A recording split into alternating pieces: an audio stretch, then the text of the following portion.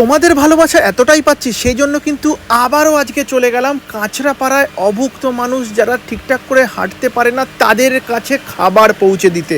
তো সেই অনুযায়ী কিন্তু আমরা চলে গেছিলাম কাঁচরাপাড়া স্বাদে আহ্লাদে দোকানে। সেখান থেকে কিন্তু আমরা ফ্রাইড রাইস, চিলি চিকেন, আলু বিরিয়ানি নিয়ে খাবার দেওয়ার পরিকল্পনাটা করেছিলাম। আর এখানে কিন্তু বিরিয়ানিতে কোনো ফুড কালার ইউজ হয় না। দেখো আমাদের কিন্তু fried rice, chilli chicken packing করছে, আর সঙ্গে কিন্তু ছিল গ্র্যাজুয়েট চাওয়ালাও। গ্র্যাজুয়েট চাওয়ালা আর আমি মিলেই কিন্তু এই কাজটা করেছিলাম। দেখো প্রায় 50 থেকে 60টার মতন প্যাকেট করে নিয়েছিলাম। এবার কিন্তু চলে গেলাম একদম কাঁচরাপাড়া স্টেশনে।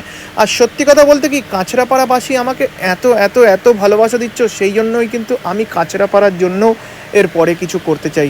বলতে পারো আমার দ্বিতীয় বাড়ি কাঁচরাপাড়াতেই। তো যাই হোক, কাঁচরাপাড়ার মানুষের থেকে আমি অনেক ভালোবাসা পাচ্ছি, সেই জন্যই কিন্তু আজকেও আমি কাঁচরাপাড়ায় গিয়ে যারা